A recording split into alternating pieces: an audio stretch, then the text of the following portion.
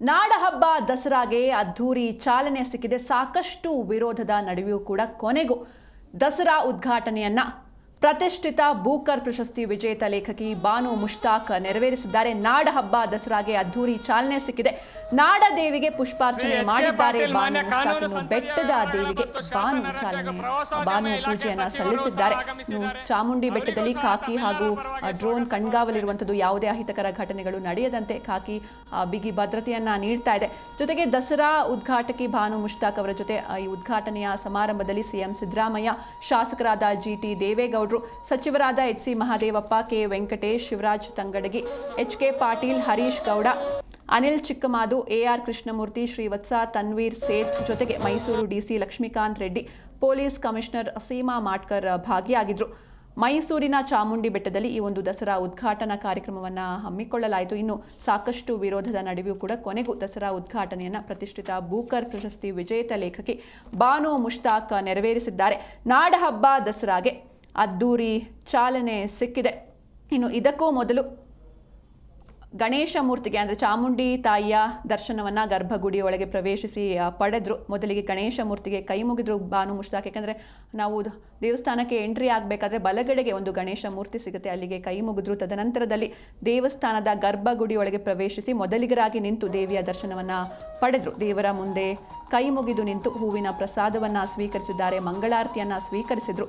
ಬಾನು ಮುಷ್ತಾಕ್ಗೆ ಹಾರ ಹಾಕಿ ನೀಲಿ ಬಣ್ಣದ ರೇಷ್ಮೆ ಸೀರೆಯನ್ನು ಕೊಟ್ಟಿದ್ದಾರೆ ಪ್ರಾಧಿಕಾರದ ಕಾರ್ಯದರ್ಶಿ ರೂಪಾ ಅವರು. ತದನಂತರದಲ್ಲಿ ಫಲ ತಾಂಬೂಲವನ್ನ ಪಡೆದಿದ್ದಾರೆ ಲೇಖಕಿ ಅನಿಲ್ ಚಿಕ್ಕಮಾದು ಸಾಹೇಬರು. ಹಿಂದೂಗಳ ಹಬ್ಬ, ಹೀಗಾಗಿ ಬೇರೆ ಕೋಮಿನ ವ್ಯಕ್ತಿಯಿಂದ ಉದ್ಘಾಟನೆ ಮಾಡಬಾರದು ಎನ್ನುವುದಾಗಿ ಸಾಕಷ್ಟು ಚರ್ಚೆಗಳು ಇತ್ತು. ಆದ್ರೆ ಅದೆಲ್ಲ ಅಪನಂಬಿಕೆಗಳ ಹೊರತಾಗಿಯೂ ಕೂಡ ನಾಡಹಬ್ಬ ದಸರಾಗೆ ಅದ್ಧೂರಿ ಚಾಲನೆ ಸಿಕ್ಕಿದೆ.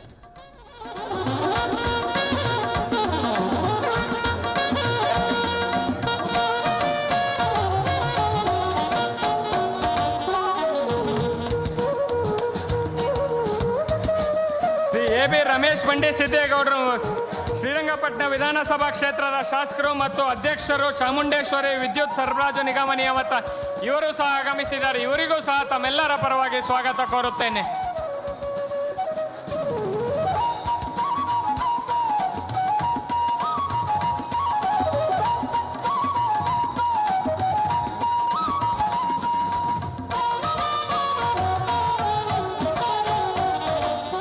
ಶ್ರೀ ತನ್ವೀರ್ ಸೇಠ್ ಸಾಹೇಬರು ಮಾನ್ಯ ಶಾಸಕರು ನರಸಿಂಹರಾಜ ಕ್ಷೇತ್ರ ಸಹ ಆಗಮಿಸಿದ್ದಾರೆ. ಅವರಿಗೂ ಸಹ ತಮ್ಮೆಲ್ಲರ ಪರವಾಗಿ ಜಿಲ್ಲಾಡಳಿತ ಪರವಾಗಿ ಸ್ವಾಗತ ಕೋರುತ್ತೇನೆ.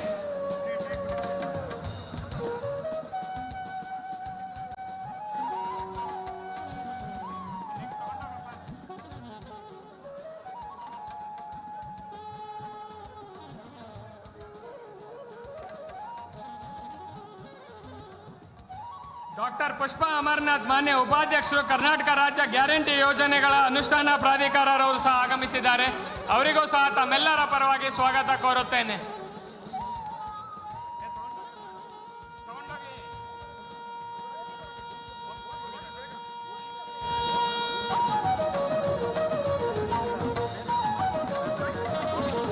ಡಾಕ್ಟರ್ ಡಿ ತಿಮ್ಮಯ್ಯ ವಿಧಾನ ಪರಿಷತ್ ಸದಸ್ಯರು ಸಹ ಆಗಮಿಸಿದ್ದಾರೆ. ಅವರಿಗೂ ಸಹ ತಮ್ಮೆಲ್ಲರ ಪರವಾಗಿ ಸ್ವಾಗತ ಕೋರುತ್ತೇನೆ.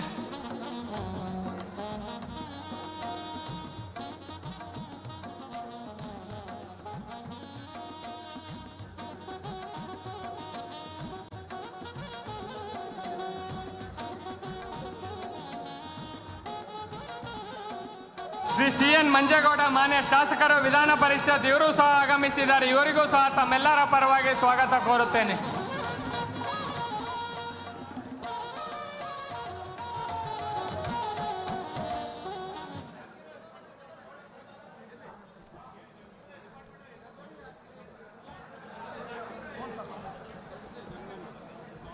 ಶ್ರೀ ಡಿ ರವಿಶಂಕರ್ ಮಾನ್ಯ ಶಾಸಕರು ವಿಧಾನಸಭೆ ಕೆ.ಆರ್. ನಗರ ಕ್ಷೇತ್ರ ಸಹ ಆಗಮಿಸಿದ್ದಾರೆ.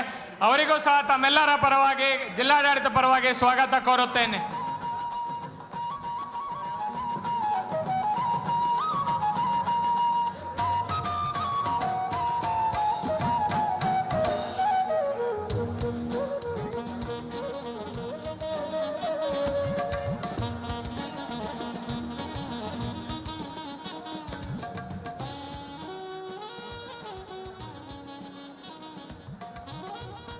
ಶ್ರೀ ದರ್ಶನ್ ಧ್ರುವನಾರಾಯಣ್ ಮಾನ್ಯ ಶಾಸಕರು ನಂಜನಗೂಡು ವಿಧಾನಸಭಾ ಕ್ಷೇತ್ರ, ಇವರು ಸಹ ಆಗಮಿಸಿದ್ದಾರೆ. ಇವರಿಗೂ ಸಹ ತಮ್ಮೆಲ್ಲರ ಪರವಾಗಿ ಸ್ವಾಗತ ಕೋರುತ್ತೇನೆ. ಶ್ರೀ ಟಿ ಎಸ್ ಶ್ರೀವತ್ಸ ಮಾನ್ಯ ಶಾಸಕರು, ವಿಧಾನಸಭೆ ಕೃಷ್ಣರಾಜ ವಿಧಾನಸಭಾ ಕ್ಷೇತ್ರ, ಇವರು ಸಹ ಆಗಮಿಸಿದ್ದಾರೆ. ಇವರಿಗೂ ಸಹ ತಮ್ಮೆಲ್ಲರ ಪರವಾಗಿ ಸ್ವಾಗತ ಕೋರುತ್ತೇನೆ.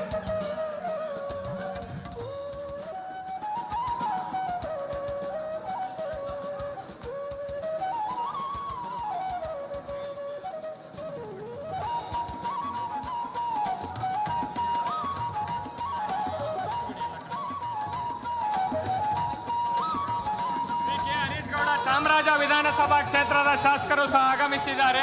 ಅವರಿಗೂ ಸಹ ತಮ್ಮೆಲ್ಲರ ಪರವಾಗಿ, ಜಿಲ್ಲಾಡಳಿತ ಪರವಾಗಿ ಸ್ವಾಗತ ಕೋರುತ್ತೇನೆ.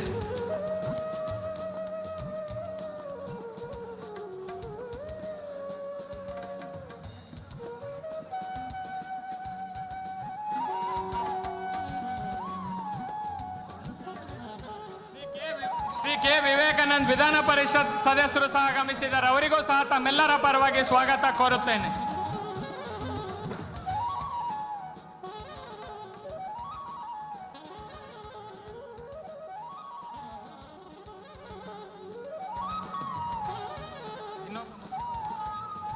Shri A R Krishnamurthy K Kollegal ವಿಧಾನಸಭಾ ಕ್ಷೇತ್ರದ ಶಾಸಕರು ಸಹ ಆಗಮಿಸಿದ್ದಾರೆ. ಅವರಿಗೂ ಸಹ ತಮ್ಮೆಲ್ಲರ ಪರವಾಗಿ ಸ್ವಾಗತ ಕೋರುತ್ತೇನೆ.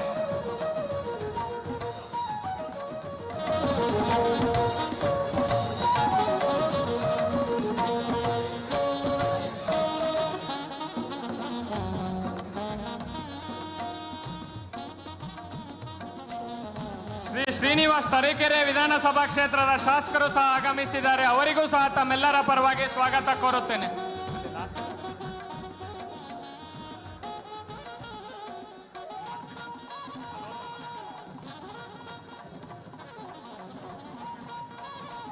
ಶ್ರೀ ಆನಂದ್ ಕಡೂರ್ ಕ್ಷೇತ್ರದ ಶಾಸಕರು ಸಹ ಆಗಮಿಸಿದ್ದಾರೆ. ಅವರಿಗೂ ಸಹ ತಮ್ಮೆಲ್ಲರ ಪರವಾಗಿ ಸ್ವಾಗತ ಕೋರುತ್ತೇನೆ.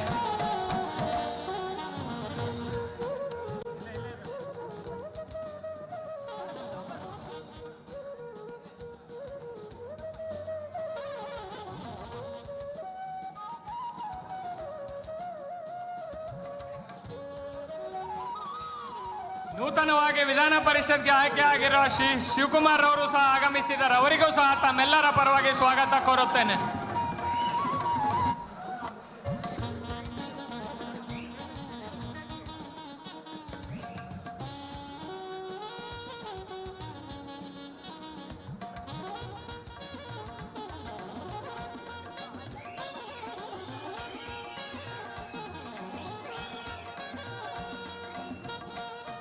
ಶ್ರೀ ಆಯೂಬ್ ಖಾನ್ ವಸ್ತು ಪ್ರದರ್ಶನ ಪ್ರಾಧಿಕಾರದ ಅಧ್ಯಕ್ಷರು ಸಹ ಆಗಮಿಸಿದ್ದಾರೆ. ಅವರಿಗೂ ಸಹ ತಮ್ಮೆಲ್ಲರ ಪರವಾಗಿ ಸ್ವಾಗತ ಕೋರುತ್ತೇನೆ.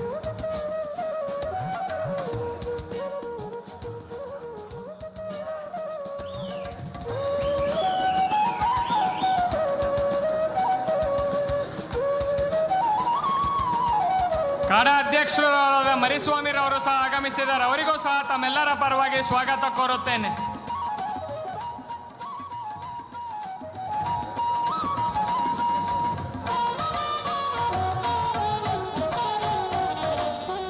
ಈ ಕಾರ್ಯಕ್ರಮಕ್ಕೆ ಶ್ರೀಮತಿ ನಾಗಮ್ಮ ಚಾಮುಂಡಿ ಬೆಟ್ಟದ ಗ್ರಾಮ ಪಂಚಾಯಿತಿ ಅಧ್ಯಕ್ಷರು ಆಗಮಿಸಿದ್ದಾರೆ. ಅವರಿಗೂ ಸಹ ತಮ್ಮೆಲ್ಲರ ಪರವಾಗಿ ಸ್ವಾಗತ ಕೋರುತ್ತೇನೆ.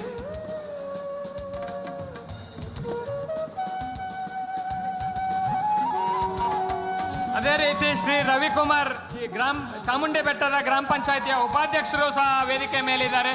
ಅವರಿಗೂ ಸಹ ತಮ್ಮೆಲ್ಲರ ಪರವಾಗಿ ಸ್ವಾಗತ ಕೋರುತ್ತೇನೆ.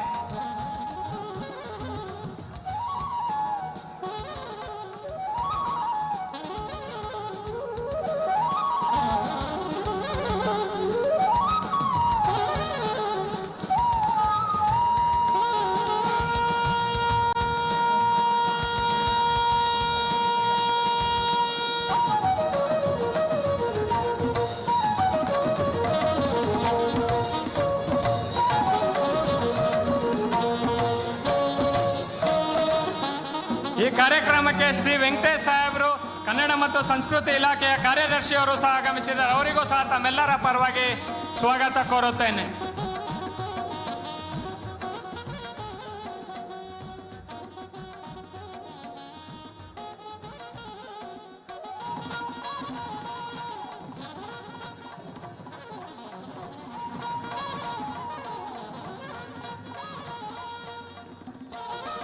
ಈ ಕಾರ್ಯಕ್ರಮಕ್ಕೆ ಶ್ರೀಮತಿ ಗಾಯತ್ರಿ ನಿರ್ದೇಶಕರು ಕನ್ನಡ ಮತ್ತು ಸಂಸ್ಕೃತಿ ಇಲಾಖೆಯವರು ಸಹ ಆಗಮಿಸಿದ್ದಾರೆ. ಅವರಿಗೂ ಸಹ ತಮ್ಮೆಲ್ಲರ ಪರವಾಗಿ ಸ್ವಾಗತ ಕೋರುತ್ತೇನೆ.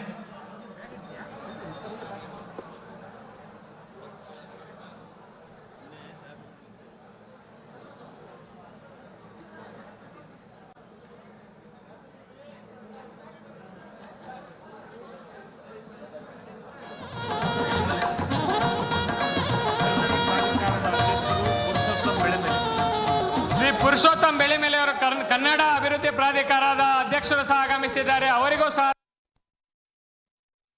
ತಮ್ಮೆಲ್ಲ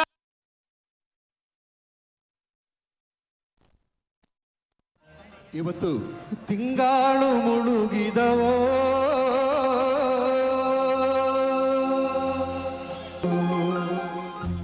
ತಾಯಿ ಚಾಮುಂಡಿಯ ಪೂಜೆಗೆಂದು ಬಾಳೆ ಬಾಗಿದವೋ. ಎಲ್ಲರ ಪರವಾಗಿ ಸ್ವಾಗತ ಕೋರುತ್ತೇನೆ. ಅದೇ ರೀತಿ ಇಲ್ಲಿ ನೆರೆದಿರೋ ಎಲ್ಲ ಮಾಧ್ಯಮ ಮಿತ್ರರಿಗೂ ಸಹ ದಸರಾ ಹಬ್ಬದ ಶುಭಾಶಯಗಳು ಹೇಳುತ್ತಾ ತಮ್ಮೆಲ್ಲರಿಗೂ ಸಹ ಸ್ವಾಗತ ಕೋರುತ್ತೇನೆ. ಅದೇ ರೀತಿ ಉದ್ಘಾಟಕರಾದ ಬಾನು ಮುಸ್ತಾಕ್ ಮೇಡಮ್ ರವರ ಕುಟುಂಬದವರು ಸಹ ಬಂದಿದ್ದಾರೆ. ತಮ್ಮೆಲ್ಲರಿಗೂ ಸಹ ಜಿಲ್ಲಾಡಳಿತ ಪರವಾಗಿ ಸ್ವಾಗತ ಕೋರುತ್ತಾ ಇಲ್ಲಿ ನೆರೆದಿರುವ ತಮ್ಮೆಲ್ಲರಿಗೂ ಸಹ ಸ್ವಾಗತ ಕೋರುತ್ತಾ ನನ್ನ ಸ್ವಾಗತ ಭಾಷಣ ಮುಗಿಸ್ತೇನೆ. ಜೈ ಹಿಂದ್, ಜೈ ಕರ್ನಾಟಕ. ನಾಡಹಬ್ಬ ಮೈಸೂರು ದಸರಾ ಮಹೋತ್ಸವದ ಉದ್ಘಾಟನಾ ಸಮಾರಂಭಕ್ಕೆ ಆಗಮಿಸಿರ್ತಕ್ಕಂಥ ಸರ್ವರನ್ನ ಆತ್ಮೀಯವಾಗಿ ಸ್ವಾಗತಿಸಿದಂತಹ ಮೈಸೂರು ಜಿಲ್ಲೆಯ ಮಾನ್ಯ ಜಿಲ್ಲಾಧಿಕಾರಿಗಳಾದ ಶ್ರೀ ಜಿ ಲಕ್ಷ್ಮೀಕಾಂತ ರೆಡ್ಡಿ ಅವರಿಗೆ ಧನ್ಯವಾದಗಳನ್ನು ಅರ್ಪಿಸ್ತಾ ಇದ್ದೇವೆ. ಹಾಗೆ ಮಾನ್ಯ ಜಿಲ್ಲಾಧಿಕಾರಿಗಳಿಗೂ ಕೂಡ ಈ ವಿಶೇಷ ಉದ್ಘಾಟನಾ ಮಹೋತ್ಸವಕ್ಕೆ ಪ್ರೀತಿಪೂರ್ವಕ ಸ್ವಾಗತವನ್ನು ಬಯಸ್ತಾ ಇದ್ದೇವೆ. ಈಗ ಮತ್ತೊಂದು ಪ್ರಮುಖ ಘಟ್ಟ ಸಂವಿಧಾನ ಪೀಠಿಕೆಯ ವಾಚನ. ದಯವಿಟ್ಟು ಎಲ್ಲರೂ ಎದ್ದು ನಿಂತು ಗೌರವವನ್ನು ಸಲ್ಲಿಸಬೇಕಾಗಿ ಪ್ರಾರ್ಥನೆ. ಚಾಮುಂಡೇಶ್ವರಿ ಅಭಿವೃದ್ಧಿ ಪ್ರಾಧಿಕಾರದ ಮುಖ್ಯ ಕಾರ್ಯನಿರ್ವಹಣಾಧಿಕಾರಿಗಳಾದ ಶ್ರೀಮತಿ ರೂಪಾರವರು ಇದನ್ನು ಬೋಧಿಸಲಿದ್ದಾರೆ. ಇದೀಗ ಸಂವಿಧಾನ ಪೀಠಿಕೆ.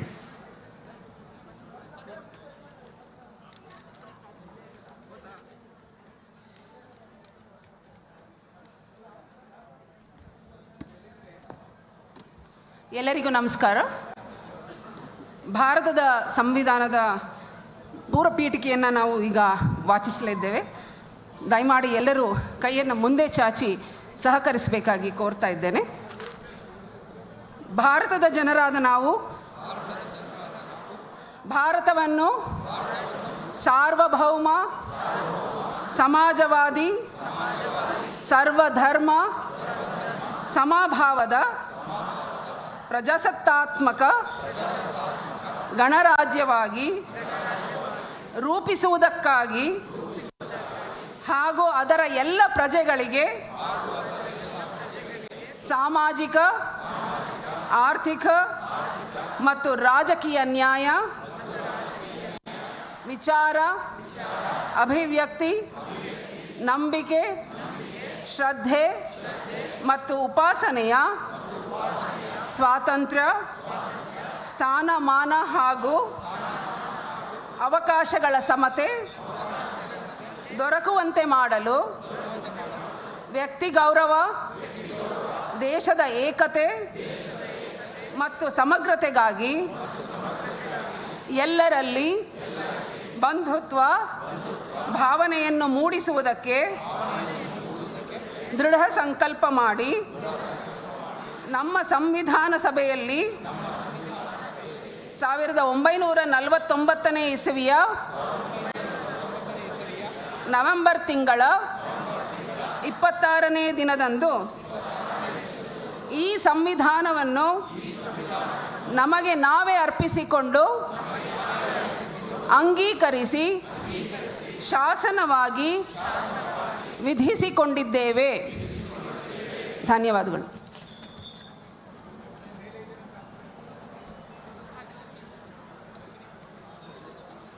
ಧನ್ಯವಾದಗಳು. ಇದೀಗ ಕಾರ್ಯಕ್ರಮದ ಹೃದಯ ಭಾಗಕ್ಕೆ ಬಂದಿದ್ದೇವೆ ಬಂಧುಗಳೇ. ಅದುವೇ ಉದ್ಘಾಟಕರ ನುಡಿಗಳು.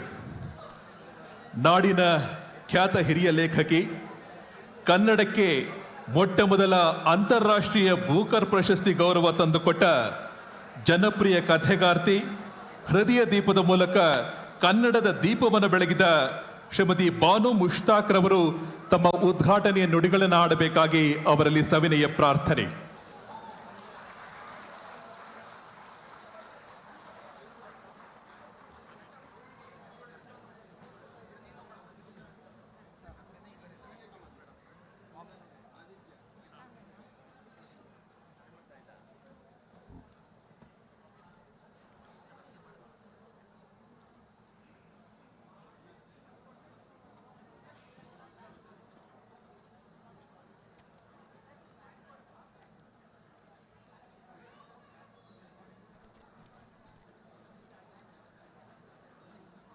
ಸಭೆಯಲ್ಲಿ ಪ್ರಸ್ತುತರಾಗಿರ್ತಕ್ಕಂತಹ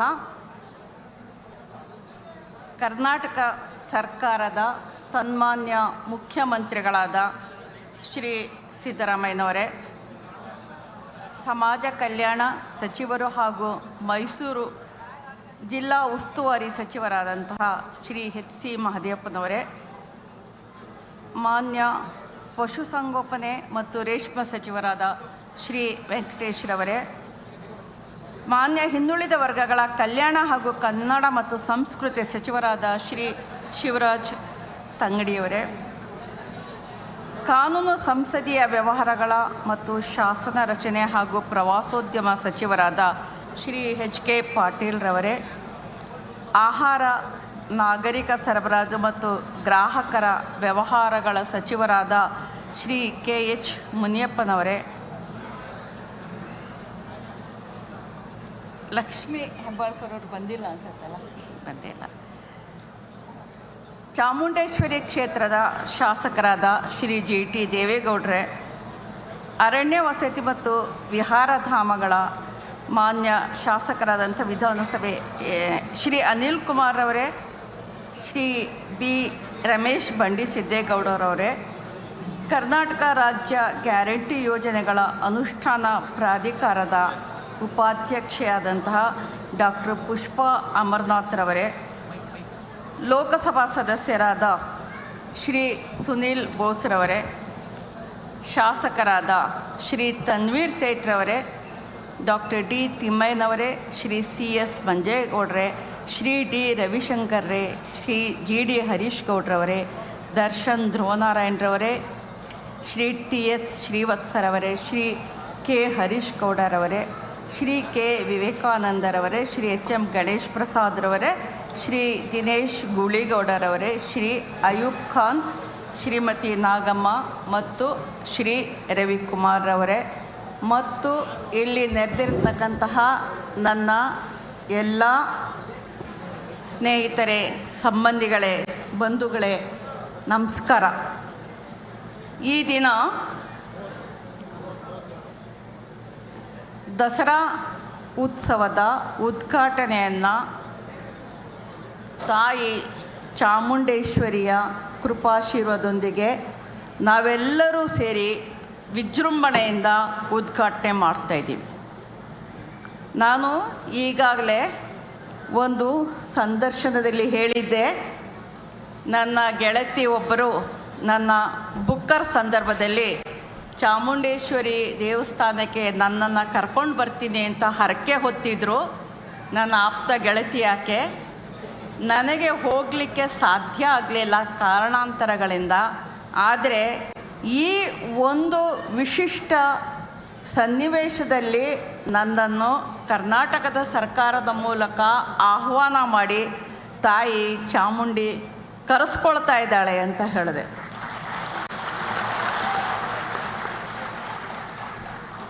ಈ ವಿಷಯದಲ್ಲಿ ಬೇಕಾದಷ್ಟು ಏರುಪೇರುಗಳು, ಬೇಕಾದಷ್ಟು ಎಲ್ಲ ರೀತಿಯ ಒಂದು ಚಾರಿತ್ರಿಕ ಸನ್ನಿವೇಶಗಳು ಉತ್ಪನ್ನ ಆದರೂ ಕೂಡ ತಾಯಿ ಚಾಮುಂಡಿ ನನ್ನನ್ನು ಕರ್ಸ್ಕೊಂಡಿದ್ದಾಳೆ. ನಾನು ಈಗ ತಾನೇ ಆಕೆಯ ಸನ್ನಿಧಿಯಿಂದ ನಿಮ್ಮೆಲ್ಲರ ಎದುರಿಗೆ ಬಂದು ನಿಂತಿದ್ದೀನಿ. ಸ್ನೇಹಿತರೆ, ಮೈಸೂರು ದಸರಾದ ಈ ಅತಿ ಮಹತ್ವದ ಪವಿತ್ರ ಕ್ಷಣದಲ್ಲಿ ಚಾಮುಂಡಿ ತಾಯಿಯ ಕೃಪೆಯ ನೆರಳಿನಲ್ಲಿ ಈ ವೇದಿಕೆಯಿಂದ ನಿಮ್ಮೆದುರು ನಿಲ್ಲುವ ಅವಕಾಶ ನನಗೆ ದೊರೆತಿರ್ತಕ್ಕಂಥದ್ದು ನನ್ನ ಜೀವನದ ಅತ್ಯಂತ ಗೌರವದ ಗಳಿಗೆ. ದಸರಾ ಅಂದರೆ ಇದು ಕೇವಲ ಹಬ್ಬ ಮಾತ್ರವಲ್ಲ, ಇದು ಈ ನಾಡಿನ ಒಂದು ನಾಡಿ ಮಿಡಿತ, ಸಂಸ್ಕೃತಿಯ ಉತ್ಸವ, ಎಲ್ಲರನ್ನೂ ಒಳಗೊಳ್ಳುವ ಗಳಿಗೆ ಮತ್ತು ಸಮನ್ವಯದ ಮೇಳ. ಈ ನೆಲದಲ್ಲಿ ಹುಟ್ಟಿದ ಪ್ರತಿಯೊಂದು ಜೀವಕ್ಕೂ ಈ ಮಣ್ಣಿನ ವಾರಿಸುದಾರಿಕೆ, ಸ್ಪಂದನೆ, ಜವಾಬ್ದಾರಿ ಮತ್ತು ನೆನಪುಗಳು ಇವೆ. ಮೈಸೂರು ಅರಸರ ಸಂಸ್ಕೃತಿಯ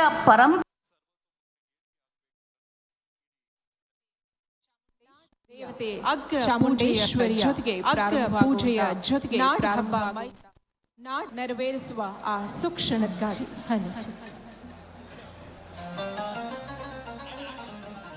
ಇವತ್ತು ತಿಂಗಾಳು ಮುಳುಗಿದವೋ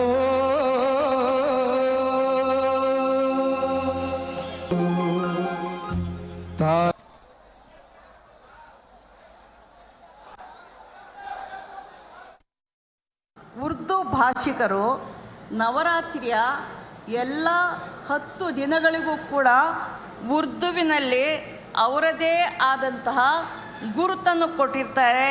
ಆ ಗುರುತಿನಿಂದಲೇ ಕರೀತಾರೆ. ನನಗೆ ನೆನಪಿರೋ ಹಾಗೆ ಹೇಳೋದಾದರೆ, ವಿಜಯದಶಮಿಗೆ ಇಲ್ಲಿನ ಉರ್ದು ಭಾಷಿಕರು ಸಿಲಿಂಗನ್ ಅಂತ ಕರೀತಾರೆ. ಅದು ಅವರ ಸಾಹಿತ್ಯ, ಸಂಸ್ಕೃತಿ, ಬದುಕಿನಲ್ಲಿ ಒಂದು ಭಾಗ ಆಗಿದೆ. ಯಾರೂ ಭಿನ್ನರಲ್ಲ, ಯಾರೂ ಪರಕೀಯರಲ್ಲ, ಎಲ್ಲರೂ ಕೂಡ ಒಳಗೊಂಡು ಆಚರಿಸ್ತಕ್ಕಂಥ ಒಂದು ಸಂಸ್ಕೃತಿಯ ಉತ್ಸವ ಇದು. ನನಗೆ ಇನ್ನೂ ಒಂದು ನೆನಪಿದೆ ಇದರ ಬಗ್ಗೆ. ನನ್ನ ಆಪ್ತ ಸಂಬಂಧಿ ಒಬ್ಬರಿದ್ದರು. ನನಗೆ ಅವರು ಮಾವ ಆಗಬೇಕು. ನನ್ನ ಮಾವ ಇಲ್ಲೇ ಹತ್ತಿರದ ಬೆಳಗೊಳದಲ್ಲಿ ವಾಸ ಆಗಿದ್ದರು. ಮತ್ತು ಅವರು ಮೈಸೂರು ಮಹಾರಾಜರ ಅಂಗರಕ್ಷಕ ಪಡೆಯ ಒಬ್ಬ ಸೈನಿಕರಾಗಿದ್ದರು. ಅವರನ್ನು ನಮ್ಮೆಲ್ಲ ಮನೆಗಳಲ್ಲಿ ಸಿಪಾಯಿ ಮೊಹಮ್ಮದ್ ಗೌಸ್ ಅಂತಲೇ ಕರೀತಾ ಇದ್ದರು. ನನಗೆ ಈಗ ಹೆಮ್ಮೆ ಅನ್ನಿಸುವಂಥದ್ದು, ಮಹಾರಾಜರು ಅವರೊಬ್ಬರೇ ಅಲ್ಲ, ಆ ಥರದ ಅನೇಕ ಅಂಗರಕ್ಷಕರು ಮಹಾರಾಜರಿಗೆ ಇದ್ದರು.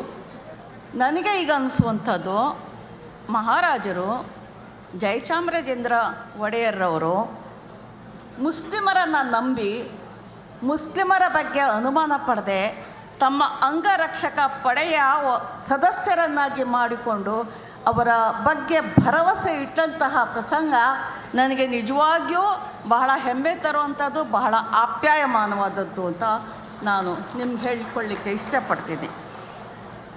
ಸಂಸ್ಕೃತಿ ಅಂದರೆ ಹೃದಯಗಳನ್ನು ಒಟ್ಟುಗೂಡಿಸುವ ಸೇತುವೆ.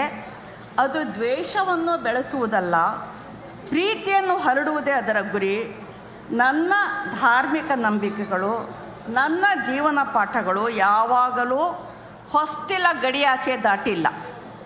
ಅವು ಯಾವತ್ತೂ ಪ್ರಾಣಿಯನ್ನು, ಮನುಷ್ಯನನ್ನು ನೋಯಿಸದ ಜೀವಪರ ಮಾನವೀಯ ದರ್ಶನವನ್ನು ಬೆಳೆಸಿವೆ. ಈ ನೆಲದ ಸಂಸ್ಕೃತಿ ನನಗೆ ಕಲಿಸಿದ ಪಾಠ ಅಂದರೆ ಎಲ್ಲರನ್ನು ಒಳಗೊಳ್ಳುವ ಮನಸ್ಸು, ಎಲ್ಲರ ಬದುಕನ್ನು ಗೌರವಿಸುವ ಹೃದಯ.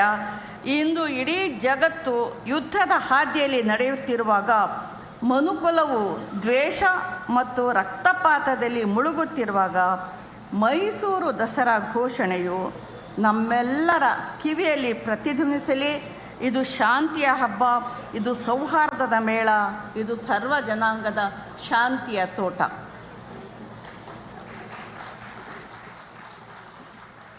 ನಾವು ಪ್ರಜಾಪ್ರಭುತ್ವದ ಮೌಲ್ಯಗಳನ್ನು ಗೌರವಿಸೋಣ. ನಾವು ಪರಸ್ಪರರ ನಂಬಿಕೆಗಳನ್ನು, ಸಂಸ್ಕೃತಿಗಳನ್ನು ಗೌರವಿಸುವುದರ ಮೂಲಕ ನಮ್ಮ ಬದುಕನ್ನು ಶ್ರೀಮಂತಗೊಳಿಸೋಣ. ಈ ನೆಲದ ಸುಗಂಧವು ಐಕ್ಯತೆ ಆಗಲಿ. ಈ ನೆಲದ ಹೂಗಳು ಸೌಹಾರ್ದದಿಂದ ಕೂಡಿವೆ. ಈ ನೆಲದ ಬಿಸಿಲು ಕೂಡ ಮಾನವೀಯ ಪ್ರೀತಿಯ ಪ್ರತೀಕವಾಗಿದೆ. ಈ ಸಂದರ್ಭದಲ್ಲಿ ಚಾಮುಂಡಿ ತಾಯಿಯ ಮಹಿಮೆ ನಮ್ಮೆಲ್ಲರ ಜೀವನಕ್ಕೆ ಮಾರ್ಗದರ್ಶನವಾಗಿರಲಿ. ತಾಯಿ ಚಾಮುಂಡಿ ಶಕ್ತಿಯ, ಧೈರ್ಯದ, ಮಮತೆಯ ಹಾಗೂ ರಕ್ಷಕತ್ವದ ಸಂಕೇತ. ನಮ್ಮೊಳಗಿನ ದ್ವೇಷ, ಅಸಹಿಷ್ಣುತೆ, ಹಾಗೆ ಇವುಗಳನ್ನು ನಾಶ ಮಾಡಲಿ. ನಾನು ಹೃತ್ಪೂರ್ವಕವಾಗಿ ಬಯಸುವುದು ಈ ದಸರಾ ಹಬ್ಬ ಕೇವಲ ಮೈಸೂರು ನಗರಕ್ಕೆ ಸೀಮಿತವಾಗದೆ, ನಮ್ಮ ನಾಡಿಗೆ ಮಾತ್ರ ಸೀಮಿತವಾಗದೆ ಅಥವಾ ನಮ್ಮ ದೇಶಕ್ಕೆ ಮಾತ್ರ ಸೀಮಿತವಾಗದೆ, ಇಡೀ ಜಗತ್ತಿನಾದ್ಯಂತ ಮಾನವ ಕುಲಕ್ಕೆ ಶಾಂತಿ, ಸಹಾನುಭೂತಿ, ಪ್ರೀತಿ ಮತ್ತು ನ್ಯಾಯದ ದೀಪ ಬೆಳಗಿಸಲಿ. ಇವತ್ತು ಬೆಳಗಿರ್ತಕ್ಕಂಥ ದೀಪ ಈ ಸಂದೇಶದೊಂದಿಗೆ ಇಡೀ ಪ್ರಪಂಚದಾದ್ಯಂತ ತನ್ನ ನೆಲೆಯನ್ನು ಕಂಡುಕೊಳ್ಳಿ ಅಂತ ಆಶಿಸ್ತೀನಿ. ಸ್ನೇಹಿತರೆ, ನನ್ನ ಬದುಕು ನನಗೆ ಅನೇಕ ಪಾಠಗಳನ್ನು ಕಲಿಸಿದೆ. ಅದರಲ್ಲಿ ಒಂದು ಪಾಠ ಅಂದರೆ, ವ್ಯಕ್ತಿಯಿಂದ ಸಮಷ್ಟಿಯ ಕಡೆಗೆ ಸಾಗುವ ದಾರಿ ಮಾತ್ರ ನಿಜವಾದ ದಾರಿ.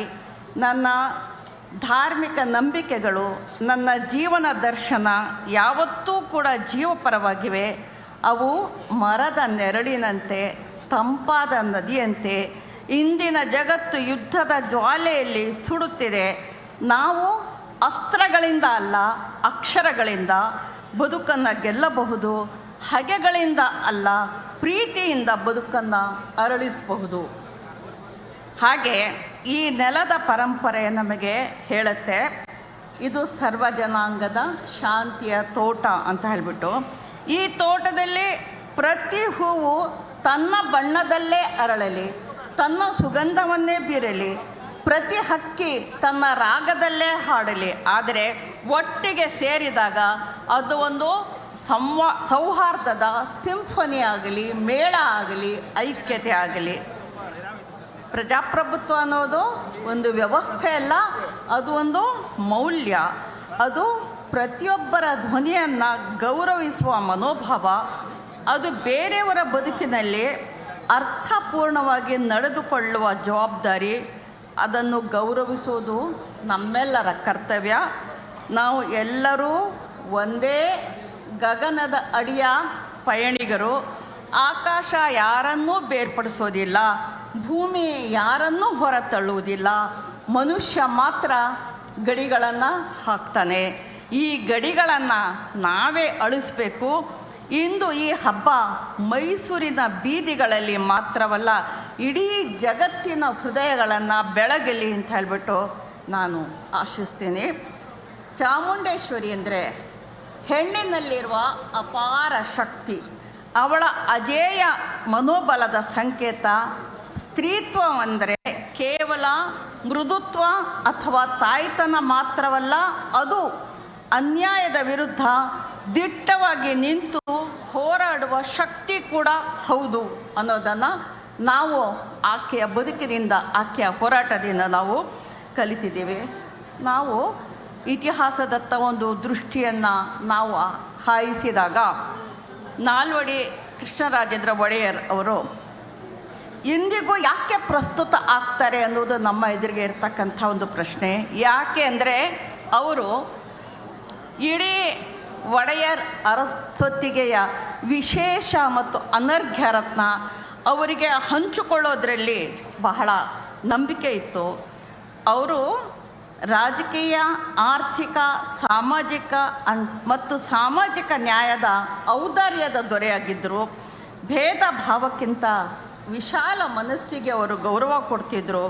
ಅವರು ನೀಡಿದ ಸಂದೇಶ, ಸಂಪತ್ತನ್ನು ಹಂಚಿದಾಗ ಮಾತ್ರ ಅದು ಬೆಳೆಯುತ್ತೆ, ಶಕ್ತಿಯನ್ನು ಹಂಚಿಕೊಂಡಾಗ ಮಾತ್ರ ದೀರ್ಘಕಾಲ ಬದುಕುತ್ತದೆ ಅಂತ ಹೇಳಿಬಿಟ್ಟು. ಹೀಗಾಗಿ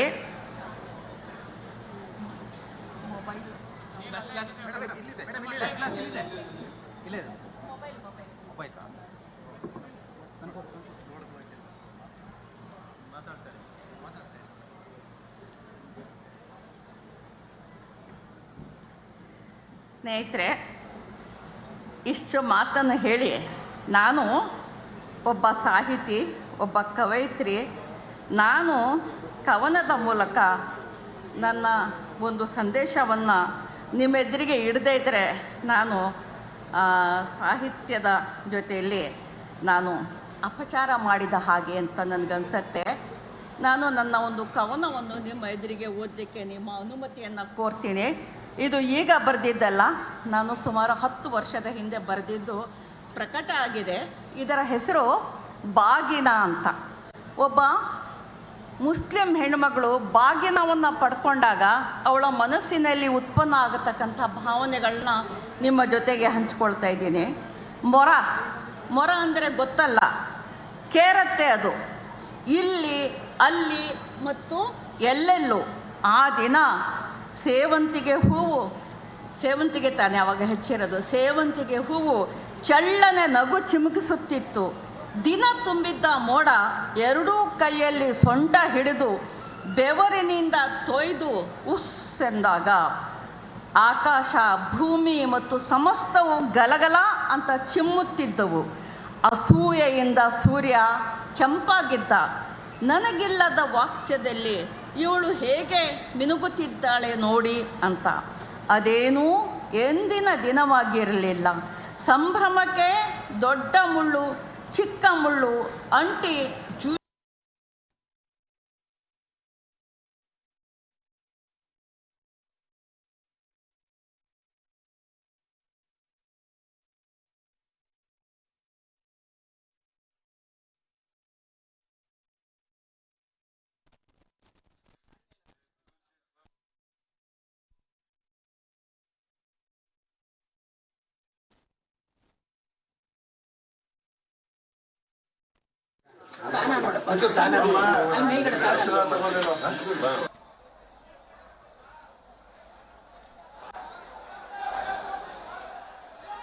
ಹಸಿರು ವಾತ್ಸಲ್ಯವ ನೇಯ್ದ ಸಾದಾ ಸೀರೆ ಮಡಿಲಲ್ಲಿ ತುಂಬಿಸಿ ಕವುಚಿದ ಮೊರವ ಮರಳುವ ದಾರಿಯಲ್ಲಿ ನಿಂತು ಅರಳಿ ಮರವ ಕೇಳಿದ್ದೆ. ಹೇಗೆ ಕೊಂಡೊಯ್ಯಲಿ ಇದನ್ನು ನನ್ನ ಅತ್ತೆ ಮನೆಗೆ ಅರಿಶಿನ ಕುಂಕುಮದೊಡನೆ? ಹೇಗೆ ಬಿಡಿಸಲಿ ಬಾಂಧವ್ಯದ ಎಳೆಗಳ ರಂಗೋಲಿಯನ್ನು ಸಾಬರ ಮನೆ ಬಾಗಿಲಲ್ಲಿ? ಕೊಡಲೇ ಯಾರಿಗಾದರೂ ದಾರಿ ಹೋಗರಿಗೆ? ಕೊಡಬಹುದೇ ಅದನ್ನು ಯಾರಿಗಾದರೂ? ಆ ಒಲವನ್ನು, ಆ ಬಲವನ್ನು, ಆ ಪಿತೃವಾತ್ಸಲ್ಯದ ಮಾತೃತ್ವವನ್ನು ನೆನೆಸಿಕೊಂಡಾಗ ಈಗಲೂ ಕಣ್ಣಂಚಿನಲ್ಲಿ ತೇವ. ಮೊರದ ತುಂಬ ಬದುಕಿನ ಹಸೆಯ ಬರೆದ ಬೇಸಿಗೆ ಹಕ್ಕಿಗೆ ವಿದಾಯ. ಬಸವರಾಜಣ್ಣ, ನೀವು ಕೊಟ್ಟ ಮೊರ ಹೇಳುತ್ತೆ, ಮಿಡಿಯುತ್ತೆ, ಸಹಸ್ರ ಆರೋಪಗಳ ಎದುರು ಒಂಟಿಯಾಗಿ ನಿಲ್ಲುತ್ತೆ. ಇದು ಈಗ ನನಗೆ ನೆನಪಿಗೆ ಬರುತ್ತೆ. ಸಹಸ್ರ ಆರೋಪಗಳ ಎದುರಿಗೆ ಬಸವರಾಜಣ್ಣನ ಪ್ರೀತಿ ವಾತ್ಸಲ್ಯ ನನಗೆ ಜೊತೆಯಾಗಿ ಒಂಟಿಯಾಗಿ ನಿಲ್ಲುತ್ತೆ. ದ್ವೇಷದ ಎಲ್ಲ ಭಾಷೆಗಳನ್ನು ಕವುಚಿ ಹಾಕುತ್ತೆ. ಮುಂಜಾವಿನ ಹೊಂಬೆಳಕಿನೊಂದಿಗೆ ಪ್ರೀತಿಯ ನಿರ್ಮಲ ಅಲೆಗಳು ಮೊರದ ತುಂಬ ತೂರುತ್ತಿರುತ್ತವೆ. ನನ್ನ ಕೆಲವು ಮಾತುಗಳನ್ನು ಮತ್ತು ನನ್ನ ಒಂದು ಕವನವನ್ನು ಕೂಡ ಸಹೃದಯತೆಯಿಂದ ಕೇಳಿದ ನಿಮ್ಮೆಲ್ಲರಿಗೂ ಕೂಡ ನನ್ನ ನಮನಗಳು. ನಮಗೆ ನಮ್ಮ ಸಂಸ್ಕೃತಿ ನಮ್ಮ ಬೇರು, ಸೌಹಾರ್ದ ನಮ್ಮ ಶಕ್ತಿ, ಆರ್ಥಿಕತೆಯೇ ನಮ್ಮ ರೆಕ್ಕೆ. ವಿಶ್ವಕ್ಕೆ ಶೈಕ್ಷಣಿಕವಾಗಿ, ಆರ್ಥಿಕವಾಗಿ, ಔದ್ಯೋಗಿಕವಾಗಿ ಭಾರತದ ನೆಲೆಯಲ್ಲಿ ನಮ್ಮ ಯುವಶಕ್ತಿಯೊಂದಿಗೆ ಸೇರಿ ಮಾನವೀಯ ಮೌಲ್ಯಗಳ ಪ್ರೀತಿಯ ಹೊಸ ಸಮಾಜವನ್ನು ಕಟ್ಟೋಣ. ಅದರಲ್ಲಿ ಎಲ್ಲರಿಗೂ ಸಮಪಾಲು ಸಮಬಾಳು ಇರಲಿ. ನಮ್ಮ ಬಾಬಾ ಸಾಹೇಬ್ ಅಂಬೇಡ್ಕರ್ರವರ ಸಂವಿಧಾನದ ಒಂದು ಚಿಗುರು ನಮ್ಮ ಎದೆಯಲ್ಲಿ ಚಿಗುರು ಒಡೆಯಲ್ಲಿ ಅನ್ನತಕ್ಕಂಥ ಮಾತನ್ನು ಹೇಳ್ತಾ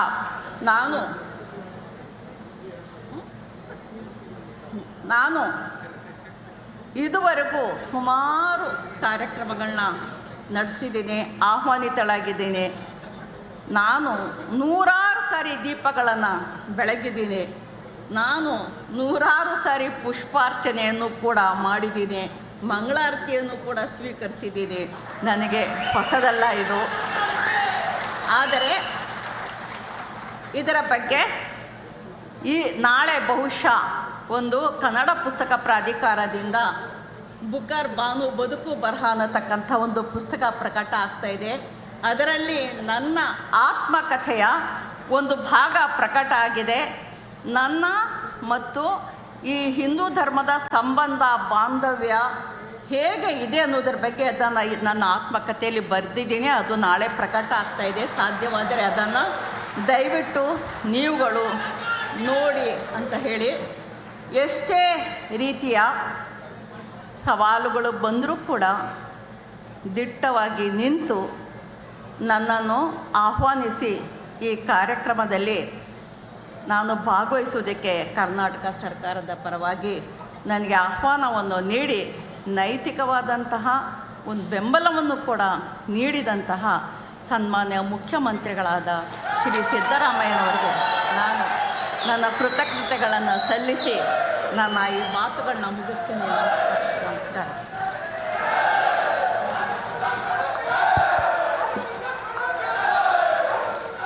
ನಮ್ಮ ಹಾಸನದ ಹೆಣ್ಣುಮಗಳು ತಮ್ಮ ಬರಹದ ಮೂಲಕ ಹೆಣ್ಣು ಮಕ್ಕಳ ಭಾವನೆಗಳನ್ನು ಮನಮುಟ್ಟುವಂತೆ ತೆರೆದಿಟ್ಟು ಅಂತಾರಾಷ್ಟ್ರೀಯ ಬೂಕರ್ ಪ್ರಶಸ್ತಿಯನ್ನು ಪಡೆಯುವ ಮೂಲಕ ನಮ್ಮ ಕರುನಾಡ ಕೀರ್ತಿ ಕಳಶಕ್ಕೆ ಮತ್ತೊಂದು ಗರಿಯ ಮೆರುಗನ್ನು ನೀಡಿದಂತಹ ಬಾನು ಮುಷ್ತಾಕ್ರವರಿಗೆ